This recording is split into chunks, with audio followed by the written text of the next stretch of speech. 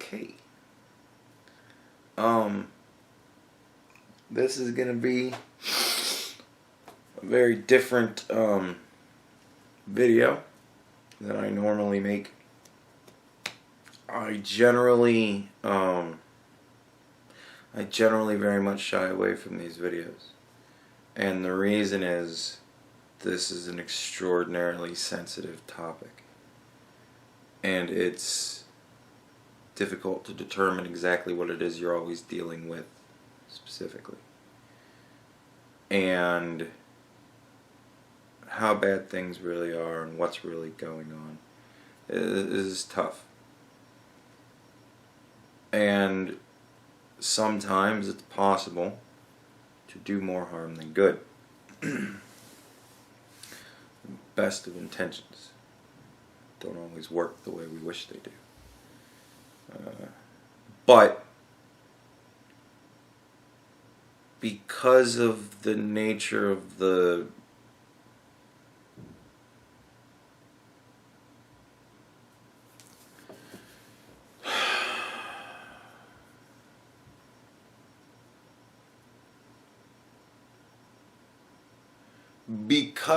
nature of the relationship I have developed with the person in question, I'm making the video because I can't, me personally, I'm the type of person that when I'm put in this situation, when I'm presented with this sort of thing, I can't just go, oh, okay, well, whatever. I don't think you should do it, but whatever. Like, I can't. This will eat my soul. So I really don't have a choice. There is always a choice. I don't have a choice. So whenever I do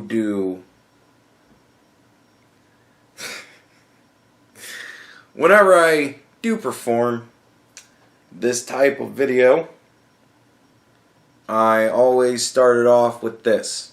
Let me go. No. Why not? What difference does it make to you? Have you ever seen the aftermath of a suicide bombing? We're wasting time. I have. June 29th, 2003. I was meeting two associates at the Marouche restaurant in Tel Aviv. As my car was pulling off, a 20-year-old Palestinian named Ghazi Safar entered the restaurant and detonated a vest wired with C4. The shockwave knocked me flat, blew out my eardrums. I couldn't hear. The smoke, it was like being underwater. I went inside, a nightmare. Blood, parts of people. You could tell where Safar was standing when the vest blew. It was like a perfect circle of death. There was almost nothing left of the people closest to him.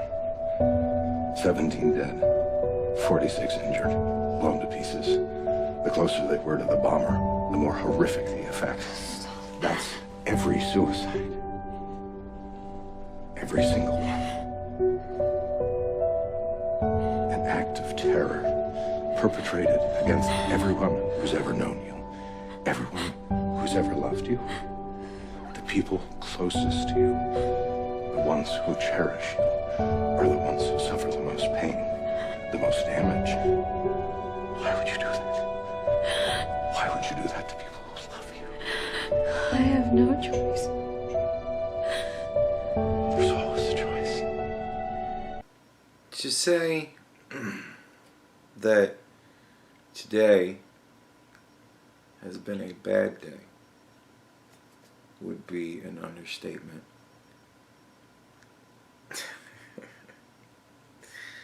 Of massive proportions. I woke up, everything ran like clockwork. I was actually out of the door early this morning. I was so proud of myself. Got in the car, made it out of the parking lot, took the turn, drove the light, Waited for the light, took the turn, drove to the next light. I'm 2 turns from the expressway. I look down and I see that my tire light is on and that my thing is telling me that I have low tire pressure. I open my door. Nobody next to me, nobody's coming. I open my door. I look out.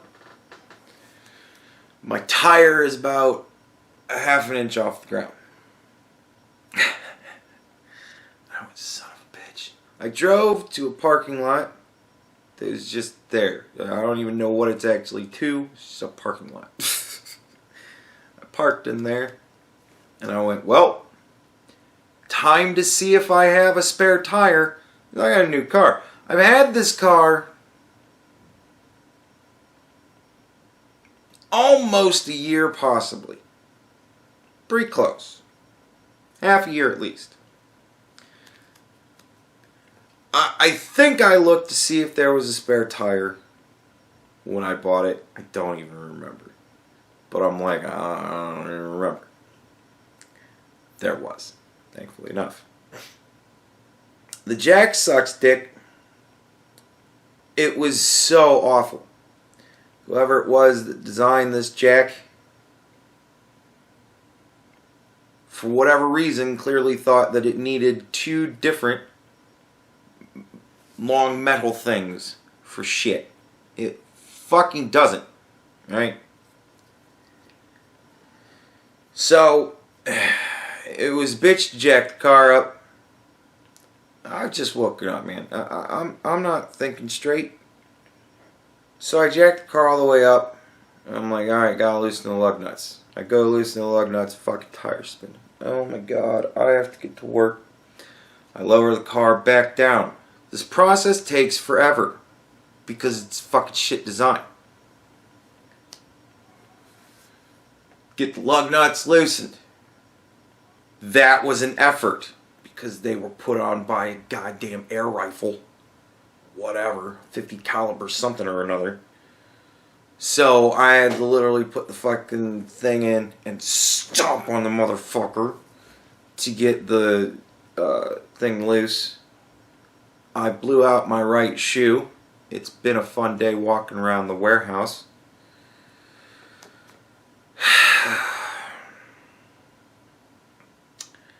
And I got the tire unnutted.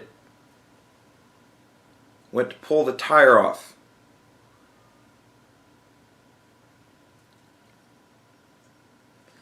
Motherfucker not coming off. So, I had to, with a blown out shoe now, donkey kick the fucking tire until it came off the goddamn rim. This took 6 kicks. I counted. Because after 3, you start to count. Got the spare on. Now, my last car was a Blazer. The spare tire for the Blazer was a spare tire. It was not a Hot Wheels accessory. This tire was a Hot Wheels accessory. I don't know why they just don't fucking put full fucking tires in the goddamn trunk. If you think you need room for 2 fucking metal things to jack up a fucking tire or car to get the tire off, you got the fucking room for a fucking tire. Whatever. So I put this fucking Hot Wheel tire on. And now I'm thinking to myself, there's no fucking way I'm driving on the expressway on this fucking donut. Because the expressway in my area is fucking dangerous. There's a lot of construction going on right now, and people drive like assholes in the morning. So I'm like, awesome. So I drive my car to the shop. The only shop that I can take my car to, the dealership. They open at 7:30. It's 7 o'clock. I briefly contemplate sitting in my car in the parking lot, playing Marvel Puzzle Quest on my phone until 7:30. And I said, fuck it, I'm going to go home and just scream. So I went home, put in for 3 hours of vacation. Hopefully that gets accepted. Well, originally I put in for 2 hours of vacation because I figure, man, it's a half an hour drive. It's 7 o'clock. They open at 7:30. I'm going to get there at 7:30. There's no way it takes them longer than an hour to change the fucking tire. I'm going to be like, please, please, I have to go to work. So, I get there, I pull in. Please, I just have to go to work. Do it as fast and as cheap as possible. Patch it, seal it, change it, whatever the fuck needs to be done. I don't care. Fix it. I gotta get to work. I'm already half an hour late. Guy says, no problem. I'll get it for you. So, at like 10 after 8, dude walks by me, playing Marvel Puzzle Quest on my phone. Dude walks by me, and he goes, they got your car on the lift. They've already got the tire off. They're working on it. They're going to get the number off the tire, and then they're going to give me the estimate, and when you approve that, then we'll get the tire fixed for you. I'm like, I approve it. I'm like, whatever the fuck it is, just do it. Just be reasonable, please. Don't fuck me in the ass, and just fix the fucking car. I gotta go to work, right? Because you approve it, and I'm like, yes. I'm like, if it hits the thousands, come and get me. As long as it's a couple $100, I don't give a shit. Fix the fucking thing, right? So, around 8:45, I look outside at the bay where my car is, and the motherfucker has my hood up. And I go to the dude, and I go, I'm not trying to be a dick, man. I gotta go to work. He's got the hood of my car up. I came in here for a new tire. I don't need a 16-point inspection, man. I need to get the fuck out of here. I gotta go to work. And he's like, oh, okay, I'll go talk to him. And then he comes back to me after like 5-10 minutes of fucking around talking to that dude. Comes up to me and he goes, yeah, I told him not to bother with the inspection and the car wash. And I'm like, fucking car, it's been raining all day. It's gonna be raining all day. It's gonna rain all weekend. Why in the fuck do I need my car? So, there's no way I'm getting to work by 9. I come home real quick. Put in for another hour of vacation time. And then I get the fuck on the road and I go to work. It was actually not a horrible drive. Nothing went right at work. The only truck I needed to load that day that I was rushing so much to get to work to make sure it was ready to go, the only truck I needed to have loaded didn't come until 3:30. I didn't leave work until after 4 o'clock.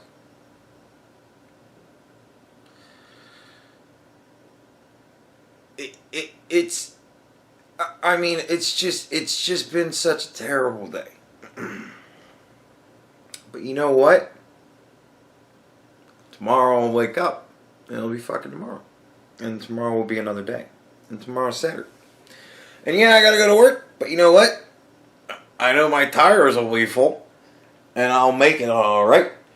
And I'm gonna have an alright day at work. I'm only gonna work a half a day because I'll work half a day on Saturdays.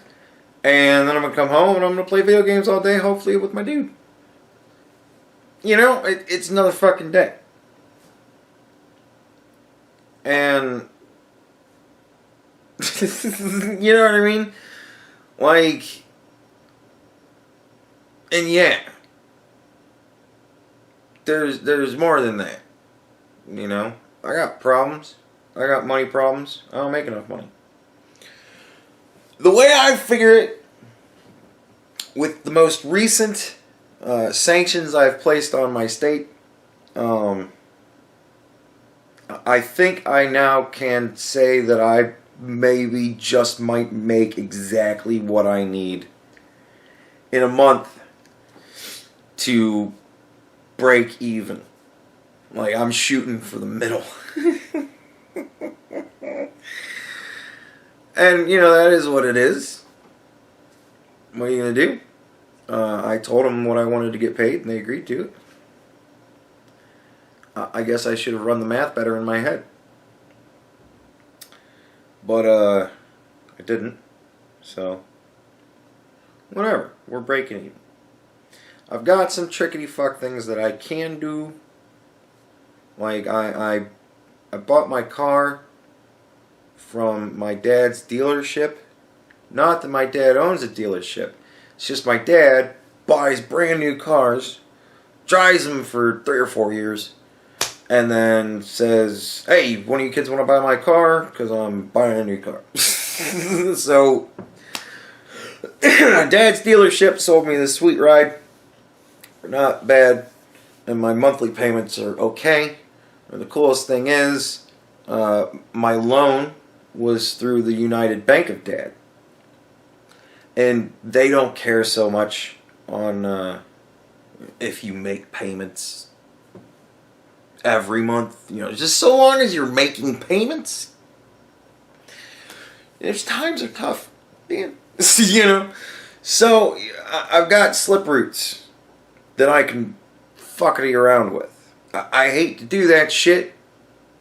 But I've got slippery routes that I can fuck around with. And I'm a damn good problem solver. And that's what I do. You know, some people sit there and go, man, I got problems. And I'm always like, really? Because I've got nothing but a bag full of solutions. What's the problem? And you know, I've noticed that there are just some people that, I don't know if they find it difficult or impossible, but they just can't seem to get out of the problem enough to look for solutions. It's like you get lost in there, and all you think about is the problem. But you know, there's solutions all around you. There is nobody in this world that's worthless. I know that, man. That's a you know, it's so trite to say. But there really is nobody in this world that's useless. Everybody has a function that they serve. Some sort of purpose. At the very least, a function that they can serve. You know, you might be in a position where you might not think that you have anything to offer. But again, I don't know if you find it difficult or impossible, but there's also purpose everywhere.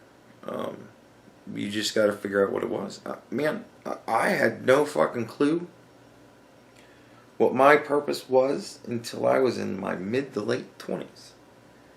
And then I was like, oh, okay, I just seem to be really good at this, but whatever. I don't know if I would consider this my purpose. And then I found new purposes that I equally failed at and was like, well, that's not my fucking purpose. And you know, and so now I have a whole bunch of hobbies. I'm a spray paint artist and I do YouTube because, you know, dreams are dreams, and sometimes you get to live in dreamland, and sometimes you get to dream periodically but still have to live in the waking world. But you know, there's always the possibility. You know, there's potential everywhere, in everything, in everyone.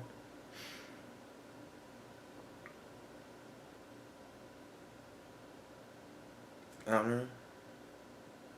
it's it's difficult to find the right words to give somebody hope when they feel that there just isn't any of that left.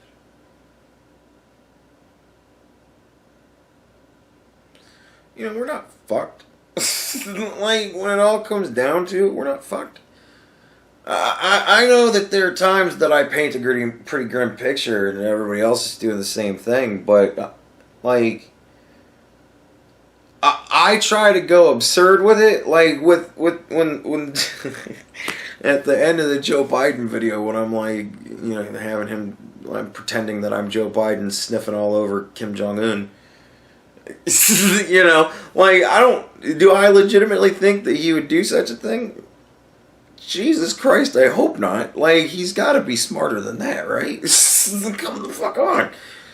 But, so we're not totally fucked. Like, as incompetent and irresponsible as all these people seem to be, you got to remember, they're all fighting just for stasis. Like, they're fighting for status quo. They don't like when somebody gets in and shakes shit up. And we're seeing what happens when somebody gets in and really shakes shit up. And everybody's fucking off on their tangents, and everybody's fucking gone crazy, and the world is nuts, and everybody's really serious about everything, and everybody's getting shot, and everybody's shooting people, and yeah. The world's rough, but if you think any of this is new, I got news for you, man. There were times when you had to fear that dust cloud off in the distance might be a large group of bandits that are going to come into your small, sleepy little town and kill all your men, rape all your women, and steal all your children to sell for slavery. So, like, at least in thermonuclear ultimate destructive war, we all kind of die, so it's like, well, if you gotta go on the last days, the day to go, because then you can be like, yeah, well, I might not have lived a full life, but there's nowhere else to live. Like, I don't know. I always thought that would be interesting. I always thought it would be interesting to be on Earth the day that the sun supernovas and swallows like the first 2 planets and burns this one to a big hunk of coal. I just always thought that'd be neat to see the sun get that bit, like just to see it from a planet that happen. I just thought it'd be cool as fuck. Even though it would mean that it would get really, really bright and then I'd die. I just thought it would be cool to see.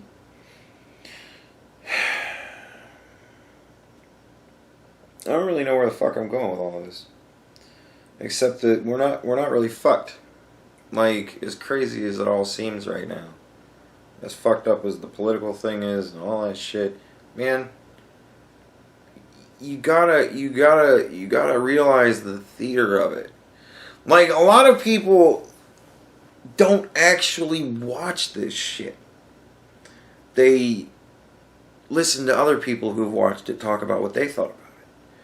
But you lose so much nuance in the game of telephone. It's so funny. Like, seriously, one of the things that I always said that I was going to do with this whole YouTube thing, if I'm seriously going to be working all day long doing research, if nothing else, here's one rule. I only am going to watch fun videos or movies while I eat. Like, I'm not going to eat and work at the same fucking time. And for the past 2 days, every meal, I'm turning on the fucking bar hearings because they're cracking me up. Because it's just so absurd. Like, the absurdity of it all is silly. And it's like, people really know what's going on. People are paying... The American people are smarter than I think a lot of people think we are. we're just listening to too many people tell us their perspective on shit. Nobody else is watching C-SPAN but me. It's like, well, you guys should really check out C-SPAN every once in a while, because it's funny. I don't know, it's just funny. Like, I don't watch the boring shit. I don't give a fuck about them talking about how they're spending taxes. I did when they were talking to Attorney General Barr. I cared about watching it then. Like, you know what I mean? I cared about watching the Kavanaugh hearing. Like, I don't know. It's just, it's become theater to me now. And what impact is it really having? Like, yeah, it's driving the populace insane. But again, I'm at the point now where I'm betting on shooting the moon. Let's just hit overload. And once we've hit a critical mass with it all, people will finally go, alright, look. But you have to understand, the nutty people that, goddammit, want it their fucking way, they're going to scream about how, goddammit, I want it my fucking way. And they're going to be very loud, and they're going to constantly be obnoxious with it because they've been told the squeaky wheel gets grease. And whoever it was that told them that needs to be punched in the nose, because sometimes the squeaky wheel's an asshole and it should be replaced. You know? Like, sometimes the squeaky wheel's fucking broken and it needs to pay attention to what it's being told, because it should listen to fucking people that are smarter. And if it can't be that, then it should at the very least do its own fucking research. So, you know, like, but the squeaky wheels are always going to squeak because they want grease. But all the other wheels are just biding their time, because the other wheels know that we vote like the Olympics every 2 years.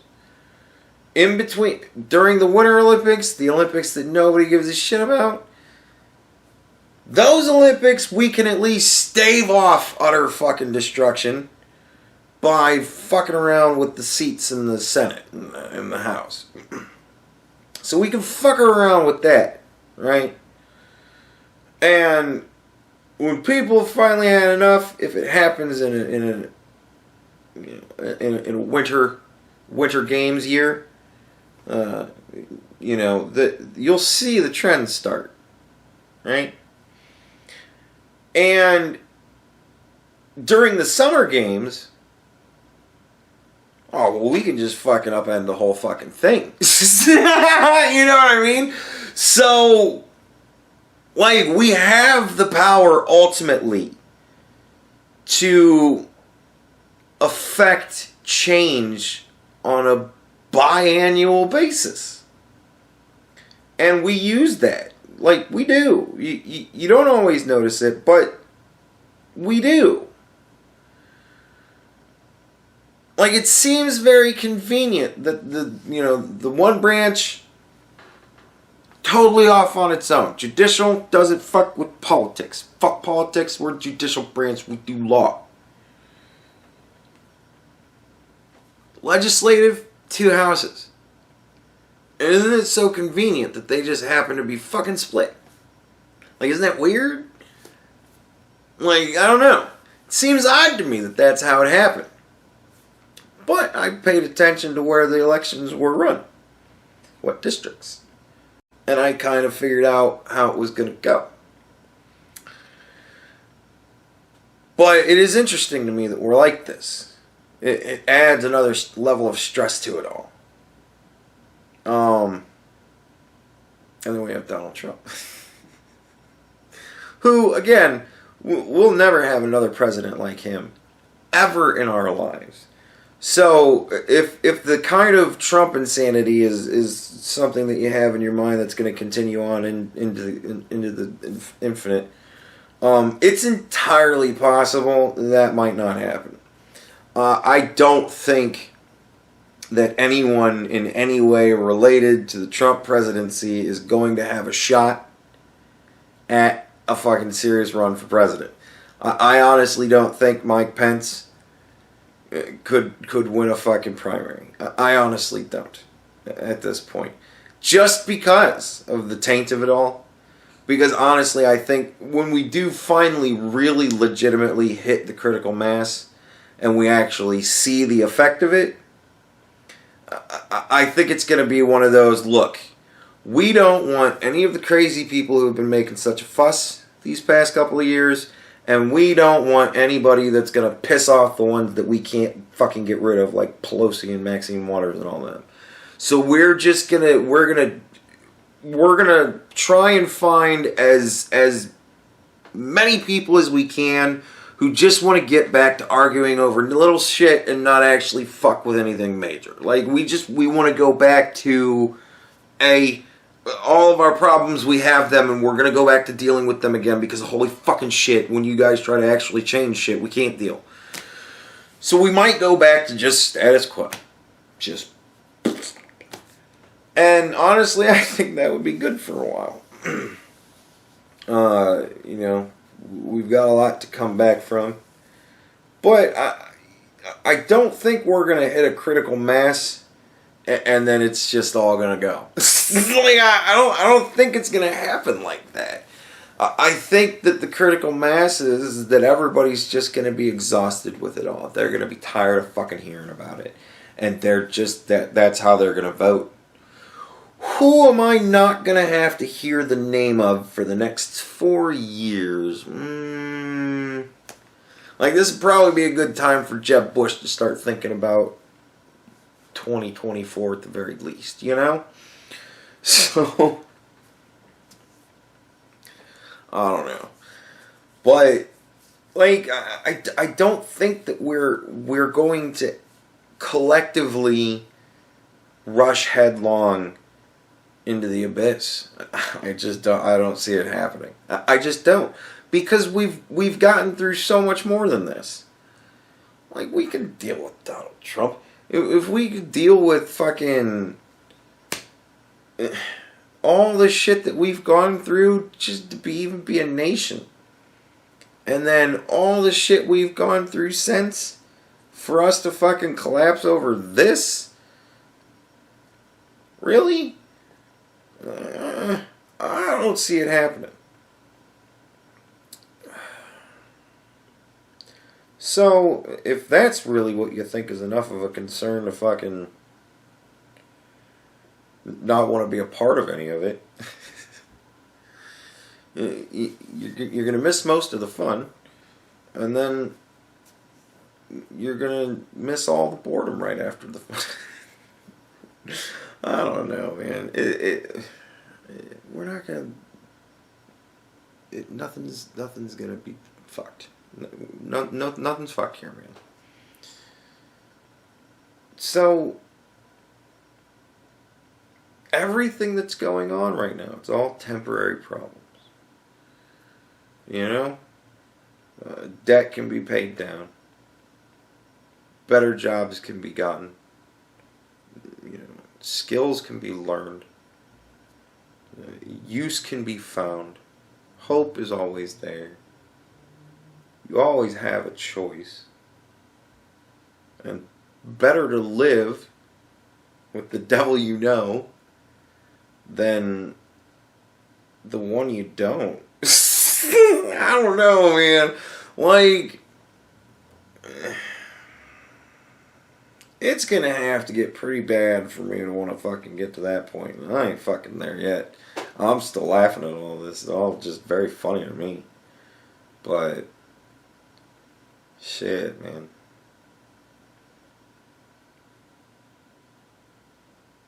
It's just not worth it. I just don't think it's worth it.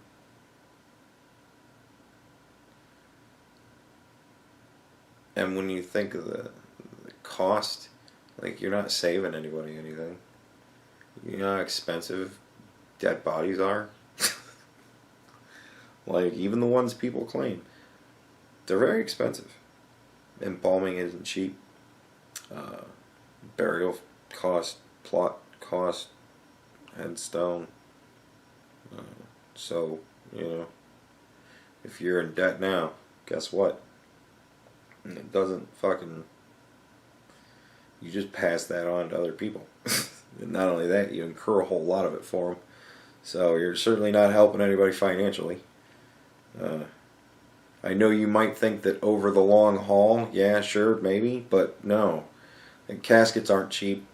You know what I mean? Like, none of this shit is fucking cheap. So, and if you have any sort of loved ones, which you do, then guess what? They're going to want to do right by you, even if you couldn't, couldn't find a way to do right by yourself. So, they're going to take that on. So you're not helping anybody there.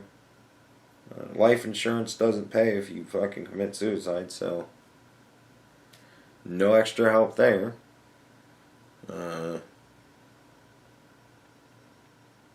Yeah, I mean, there's just the emotional suffering, but that's just family and friends.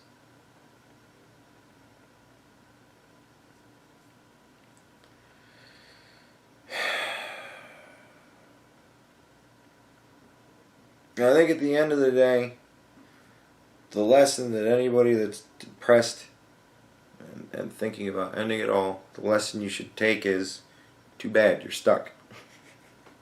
There is somebody in this world that cares about you, and you're going to destroy their life.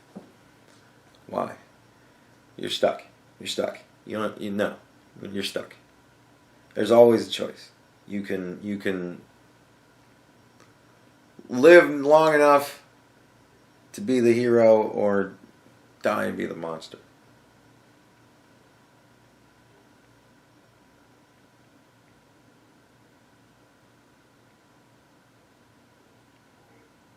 And it's worth it, because when Captain Marvel 2 comes out, that's going to be a hoot.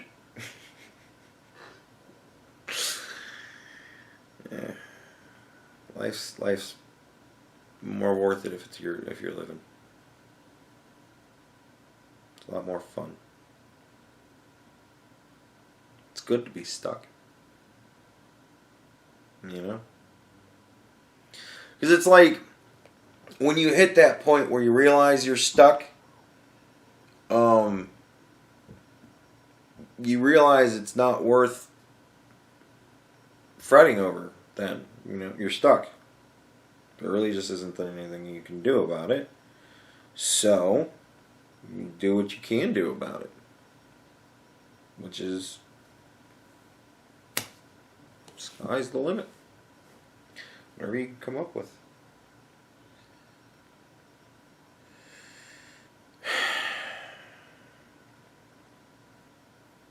I don't know. I'm sure somewhere in there I fucked something up, but hopefully tomorrow everybody will wake up and realize that it's another day. And they'll just go on. Because it's just not worth it. At the end of the day, oblivion isn't an answer. It's an end. But just because it ends for you, it doesn't mean it ends for everybody else.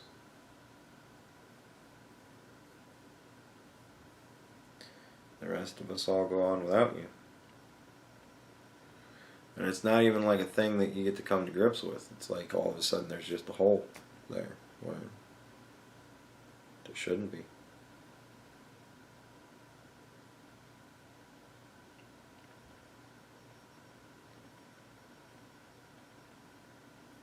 So,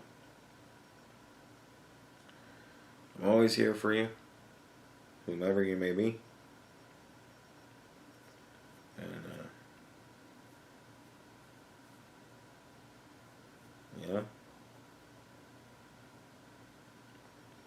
tomorrow's a different day.